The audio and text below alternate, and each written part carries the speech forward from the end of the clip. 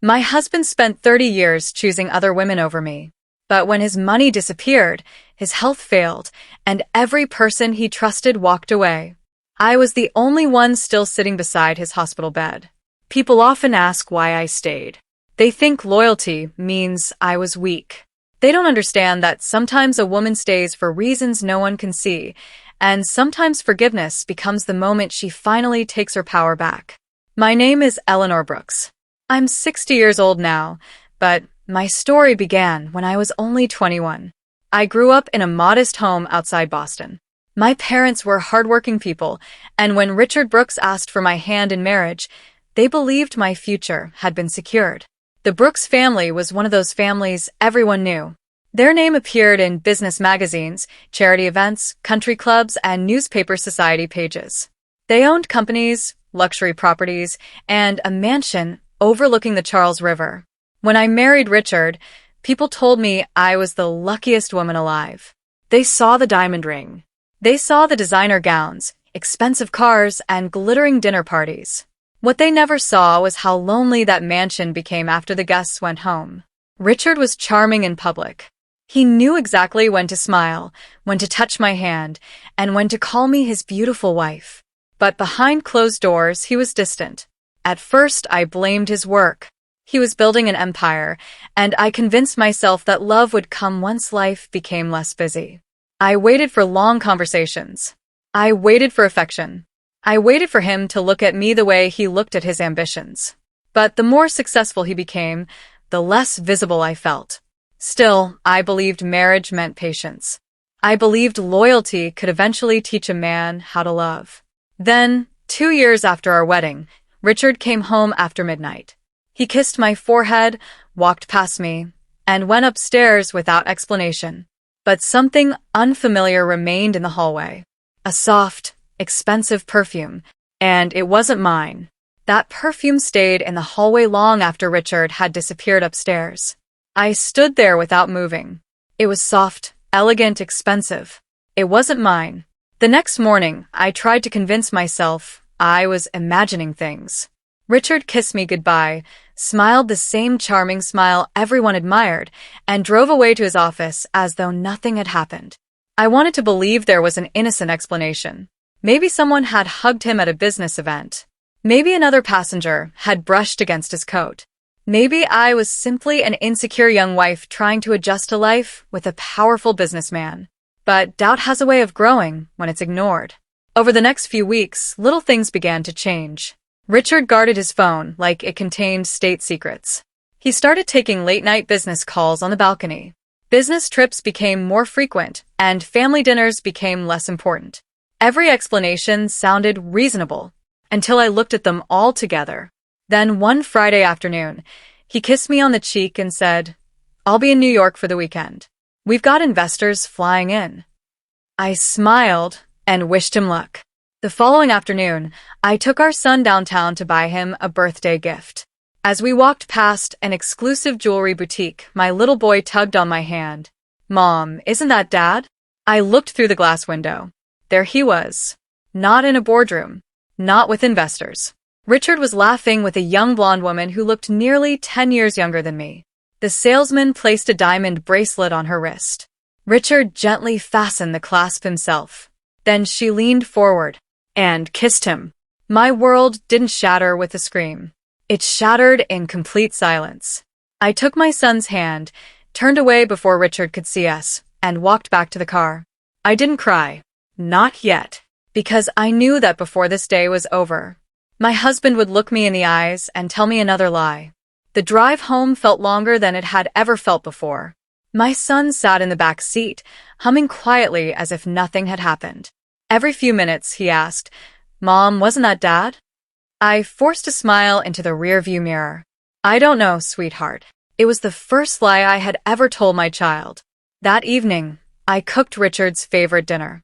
Not because I wanted to, because I needed to see how easily he could lie after what I had witnessed. Just after 7 o'clock, I heard his car pull into the driveway. He walked through the front door carrying a small gift bag and a bouquet of white lilies. "I'm sorry I missed you this weekend," he said with a warm smile. The meetings ran longer than expected. His voice was calm. His eyes never looked away from mine. If I hadn't seen him with my own eyes, I would have believed every word. As we sat down for dinner, he talked about investors, contracts, and flights delayed by bad weather. Every sentence was carefully rehearsed. Every detail sounded convincing. When our son went upstairs to get ready for bed, the house became silent. I reached into my purse and placed a jewelry store receipt on the dining table. It was the receipt I had quietly picked up after Richard and the young woman left the boutique. His smile disappeared instantly. He stared at the paper without touching it. Then he slowly looked up at me. Eleanor, I didn't raise my voice. I didn't cry. I simply asked one question. Were your investors wearing diamond bracelets? He lowered his head. For several seconds, neither of us spoke. Finally, he whispered, I'm sorry. I waited for the whole truth. Instead, he gave me another carefully measured lie. It only happened once. Those 4 words hurt almost as much as the affair itself. Because deep inside, I already knew this wasn't the first time. It was only the first time he'd been caught. It only happened once. Those words echoed through the dining room long after Richard stopped speaking. I looked at the man sitting across from me and wondered if he even understood what he had destroyed. Not just my trust, but the future I had spent years believing in. Finally, I asked the question that mattered most. Do you love her? Richard answered so quickly that it almost sounded rehearsed. No. Then why? He rubbed his forehead and stared at the table. I don't know. It was the first honest answer he'd given me all night. A few moments later, he stood up, walked around the table, and slowly knelt beside my chair. He took both of my hands. His eyes filled with tears. I was selfish, Eleanor. I thought I could keep my family and still chase excitement. I never imagined I'd lose you. He began crying. Real tears. The kind I'd never seen from him before. I ended it, he said. I swear I ended it. I'll do whatever it takes to fix this. Counseling, marriage, therapy, anything. Just don't walk away from us. For the first time that evening, he didn't ask me to stay for him. He asked me to stay for our son. That broke my heart, because I looked upstairs and imagined a little boy sleeping peacefully, believing his parents would always be together. So, I made the hardest decision of my life. I gave Richard one last chance. Not because he had earned it, but because I wanted to know that if this marriage ever ended, I would never have to wonder whether I had done everything I could to save it. The next morning, Richard deleted phone numbers in front of me. He promised there would never be another lie. For a while, I believed him. I had no idea that the woman from the jewelry store wasn't the greatest threat to my marriage. She was only the first name in a story that was far from over. For a few months, Richard became the husband I had always prayed for. He came home on time. He took me to dinner. He played with our son every evening and even surprised me with flowers for no reason at all. Slowly, I let my walls come down.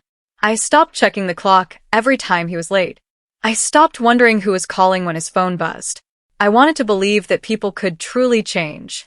Then, 6 months later, Richard left for what he called a 3-day business conference in Chicago.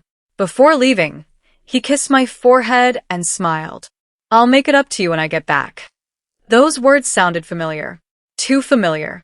The following evening, I walked into his home office looking for a folder our accountant needed. His laptop was sitting open on the desk. Richard almost never forgot to lock it. Just as I reached for the folder, a notification appeared on the screen. I miss you already. Last night was perfect. Red heart, Claire. My heart stopped. I stared at the message, hoping there had to be some explanation. There wasn't. One message became 10. 10 became hundreds. Hotel reservations. Private photos. Weekend trips. Conversations stretching back for months. The woman from the jewelry store had disappeared from his life. But another woman had quietly taken her place. Her name was Claire. In that moment, something inside me changed forever. I wasn't shocked anymore. I wasn't even angry. I was exhausted. The man who had cried in my arms, the man who had sworn he would never betray me again, hadn't changed. He had simply become better at hiding the truth. I quietly closed the laptop exactly the way I had found it. When Richard came home 2 days later, I didn't ask a single question. I smiled. I served dinner. And for the first time in our marriage, I kept the truth to myself. Because I had finally realized something terrifying. The next move wasn't his anymore. It was mine. The next move wasn't his anymore. It was mine. For days, I said nothing about Claire. I watched Richard laugh with our son at the dinner table. I watched him kiss me goodbye every morning. I watched him play the role of the devoted husband so convincingly that sometimes I almost believed him again. But something had changed inside me. I stopped waiting for him to choose me. Instead, I started choosing myself. I enrolled in evening business classes at a local community college. While Richard thought I was attending a neighborhood book club, I was learning accounting, finance, and how to manage investments. If life ever forced me to stand on my own, I wanted to know I could. Months turned into years. Our family grew.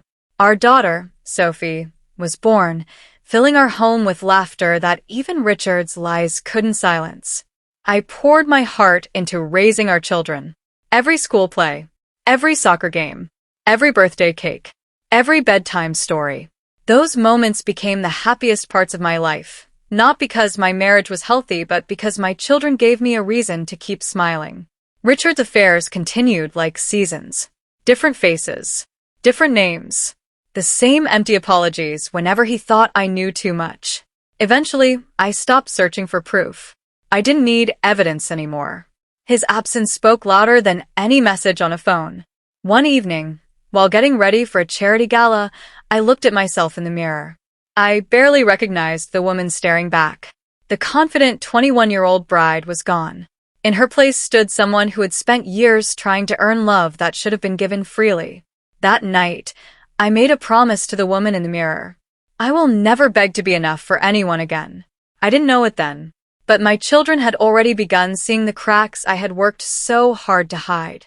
And before long, they would ask me a question I had spent decades trying to avoid. I thought I had protected my children. For years, I smiled through dinners, holidays, and family photographs, believing that if I carried the pain quietly enough, they would never have to carry it at all. I was wrong. Children don't always hear the lies. They notice the silence.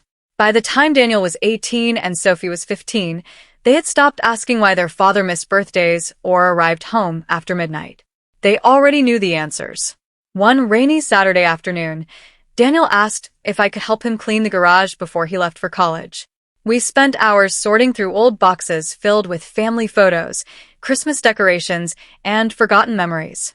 Then, without looking at me, he asked quietly, "Mom, can I ask you something?" I smiled. "You can ask me anything." He took a deep breath. "Why do you keep pretending everything is okay?" My hands froze. For a moment, I couldn't even breathe. "I've seen Dad with other women," he continued. "Not once, several times." My heart shattered. All those years, I believed I was hiding the truth. My son had been carrying it alone. That evening, after Daniel left the garage, Sophie came into the kitchen. She wrapped her arms around me and rested her head on my shoulder. "You don't have to protect us anymore, Mom," she whispered. "We grew up a long time ago." I couldn't hold back the tears anymore. For the first time in decades, I cried in front of my children. Daniel held one of my hands. Sophie held the other. And in that moment, I realized something that changed me forever. I wasn't staying for my children anymore. I had been using them as the reason to avoid making the hardest decision of my life. That same night, after everyone had gone to bed, I looked across the hallway at Richard's home office. The light was still on. He was inside, trying to save a business that was beginning to fall apart. Neither of us knew it yet, but the empire he had spent 30 years building was about to collapse faster than he ever imagined. At first, the signs were easy to ignore. A canceled business trip. A tense phone call behind his office door. Meetings that lasted until midnight. Richard kept telling everyone the company was simply going through a temporary adjustment. But I had lived with him long enough to recognize the difference between confidence and fear. Every morning, he left the house wearing the same tailored suit. Every evening, he returned looking a little older. The man who once walked through our front door with absolute certainty now carried the weight of something he couldn't control. Then the headlines appeared. Federal investigation targets Brooks Industries. I stared at the newspaper for several minutes before folding it quietly and placing it back on the kitchen counter. When Richard came downstairs, he noticed it immediately.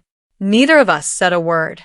He picked up the paper, looked at the headline, and simply whispered, "It's worse than they know." Within weeks, everything began unraveling. Major investors pulled out. Banks froze company credit. Board members who had praised Richard for years suddenly resigned, each one trying to protect their own reputation. The phone that had once rung every 5 minutes became painfully silent. Then one evening, I overheard Richard speaking to someone in his office. "You promised you'd stand beside me," he shouted. A long silence followed. Then I heard him say something I never thought I'd hear. "So, you're leaving too." When he walked out of that room, he didn't look like one of Boston's most successful businessmen. He looked like a man who had just realized that loyalty cannot be bought. And the people who had celebrated his success were already searching for someone else to celebrate. But Richard still believed one group of people would never abandon him. He was about to discover how conditional their love had always been.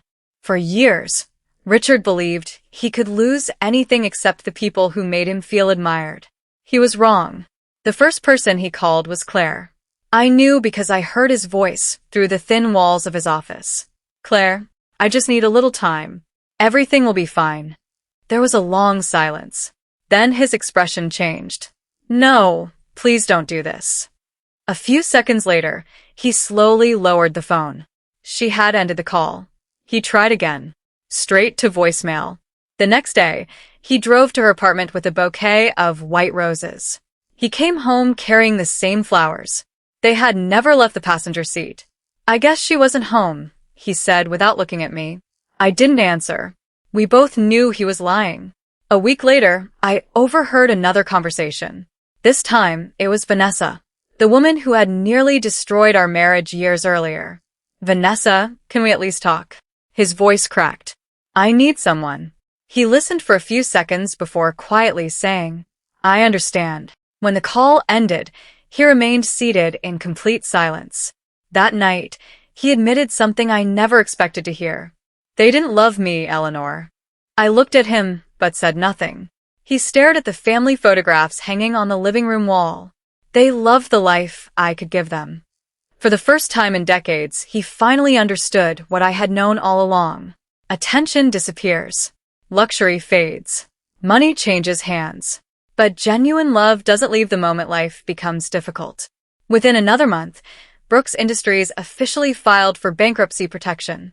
The mansion we'd called home for nearly 30 years was put up for sale. Luxury cars were repossessed. Friends stopped calling. The house became quieter than it had ever been. Richard had spent his entire life chasing people who loved his success. Now, surrounded by silence, he was forced to face the only person who had never walked away. He just didn't realize. Time was about to give him one final lesson his heart might not survive. The morning after the moving company carried the last pieces of furniture out of our mansion, Richard looked like a stranger. His expensive tailored suits had been replaced by a simple navy sweater. The confident businessman who once filled boardrooms with his voice barely spoke during breakfast. For the first time in 30 years, there were no assistants calling, no investors waiting, and no luxury cars parked outside. Just silence. We had moved into a modest home on the outskirts of Boston. It wasn't luxurious, but it was peaceful. Richard, however, couldn't find peace anywhere. Every night, he sat alone on the back porch, staring into the darkness, as if he were searching for the life he had lost. One cold October evening, I placed a cup of coffee beside him. He looked up and quietly asked, "Why are you still kind to me?" I thought about the question for a long moment. Then I answered honestly, "Because kindness reflects who I am, not who you've been." He lowered his eyes. I could see the shame on his face. Before he could say another word, he suddenly grabbed his chest. The coffee cup slipped from his hands and shattered on the porch. "Eleanor." His voice was barely audible. "I can't breathe." His face turned pale. Within seconds, He collapsed onto the wooden floor. I dropped to my knees beside him and called 911 with trembling hands. The paramedics arrived within minutes. As they loaded Richard into the ambulance, one of them asked, "Are you his wife?" I looked at the man who had broken my heart more times than I could count. Then I answered without hesitation, "Yes." I climbed into the ambulance and held his hand all the way to the hospital, not because the past had stopped hurting, but because I refused to let compassion die inside me. A few hours later, the cardiologist walked into the waiting room. His expression told me the news before he even spoke.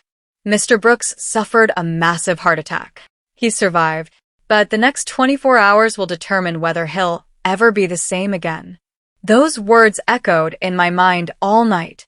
Daniel and Sophie arrived at the hospital just before midnight. They took turns sitting beside their father, but when visiting hours ended, the nurses asked everyone except one family member to leave. Both of our children looked at me. "Mom," Daniel said quietly, "you should stay." So I did. I sat beside Richard's hospital bed as the machines filled the room with their steady rhythm. Outside the window, Boston was beginning to wake. Inside that room, time seemed to stand still. Early the next morning, Richard slowly opened his eyes. He looked around, confused. His lips barely moved. "Where is everyone?" I knew exactly what he meant. His business partners, his friends, the women he had spent years chasing. I gently squeezed his hand. "They're not here." He turned his head toward the empty doorway. For several long seconds, he kept staring at it, as if he still expected someone else to walk through it. No one did. A single tear rolled down his cheek.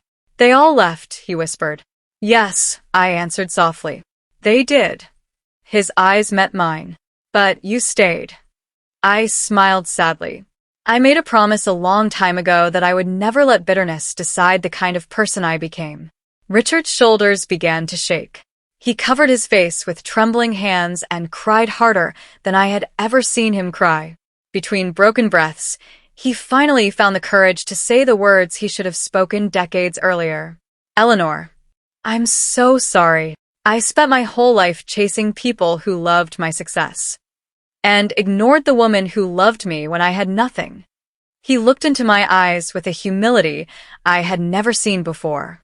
"I don't deserve your forgiveness." Then, with tears streaming down his face, he asked the question that would change both of our lives forever. "Is there any chance you'll ever forgive me?" I looked at Richard for a long time. The man lying in that hospital bed barely resembled the man I had married nearly 40 years earlier. His expensive suits were gone. His company was gone. The people he had spent his life trying to impress were gone. All that remained was a tired man carrying the weight of his own choices. Finally, I spoke. "Yes, Richard. I forgive you." He closed his eyes, and tears rolled silently down his face. For a moment, neither of us spoke. Then I gently took his hand. "But forgiveness isn't the same as forgetting." His eyes opened again. "You broke my heart more times than I can count. You missed birthdays, anniversaries, family dinners, and years of our children's lives. I can forgive the man you were, but I can't pretend those years never happened." He nodded slowly. "I know. I would give anything to change them." I smiled sadly. "But that's the one thing life never gives us. More time." A few days later, Richard was discharged from the hospital. Daniel and Sophie helped him settle into our modest home. For the first time in decades, we ate dinner together without secrets, without pretending, and without anyone waiting for Richard to answer another phone call.